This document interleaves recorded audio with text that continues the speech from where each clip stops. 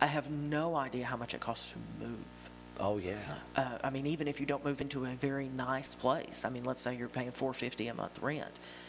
Depending on where it is, you could be looking at $450 for the first month's rent, $450 deposit, $400 utility deposit, $95 gas. Most people in the middle class couldn't come up with that at the drop of a hat. No. I mean, that's, you're looking in a lot of cases at $1,500 to $2,000 to move into a $450 a month apartment, which is not. So primarily that you focus on people's utilities and things like that.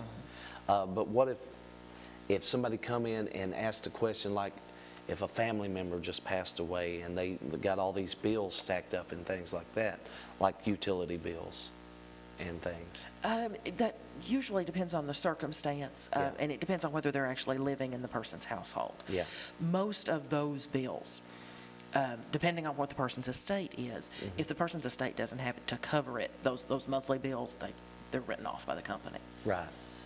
There's so much to look at and so much to focus on, but there's a lot of people in this area right now that are going through situations like this. I mean, they don't know how they're going to pay their bills. Things like that. Do you give them advice and things, what they should start doing? A lot of people draw their monthly checks and it just don't balance out.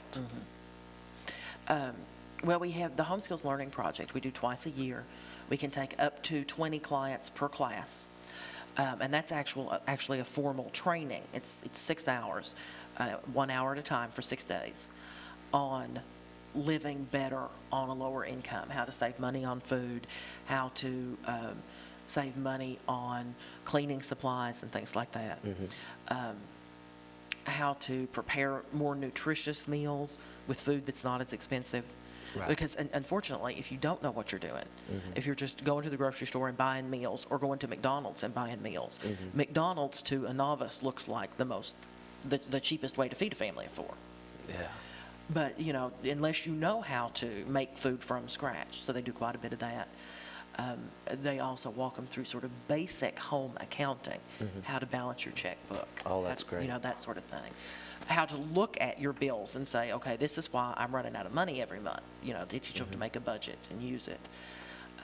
But we also very often in the office, those are the sorts of issues that come up while you're doing your intake, and they always do sort of make recommendations that. Well, I've seen a great increase in the fact of like an elderly couple, or maybe even an elderly grandparent, grandma, is taking care of these young kids now. They've been dropped off and gave over to them, and it's so hard for them to balance out everything. And then when their electric gets cut off, they all are in trouble. Well, and in a lot of cases like that, very often one of the best things we do, and people don't always like it, but it's somebody in that position, say a grandparent or even a single parent. One of the things we will require them to do in order to give them assistance is to file for child support, because somebody else is financially responsible for this child as well as you are. And I think while a lot of times they don't like that because they don't want to file for child support, at the same time, I think it gives them an excuse to do that, which is important. Right. I don't have a choice anymore. My electric's going to get cut off if I don't file for child support. Right. And it gives you something to take back to your grown child or to your ex-husband, or I have to. Exactly. I don't want to file for child support, but I'm going to have to do it. Right. And I think things like that really help them. What's some more key things that people can do to help save money and live better, like you was talking about that training program? Well, I can go over kind of briefly some of the things that they do in that. They spend an entire day on unit pricing. Unit pricing. Which is something that a lot of times our volunteers will poke their heads in and things like that and say, I think that class is really good. I'd kind of like to take it.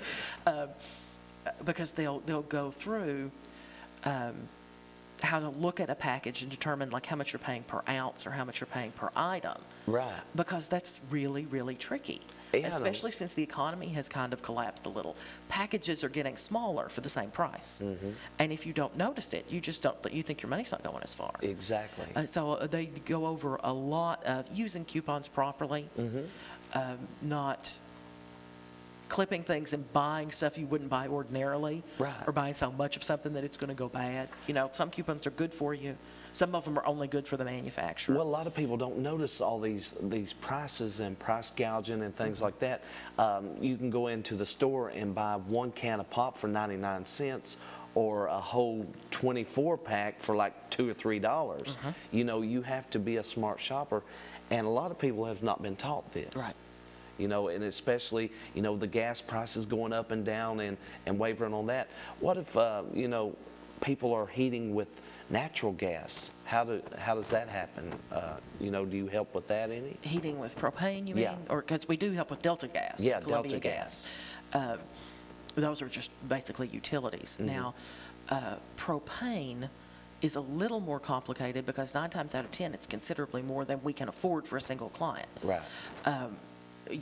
Buying the tank or refilling the tank is $1,000 or $1,500. Oh, my goodness.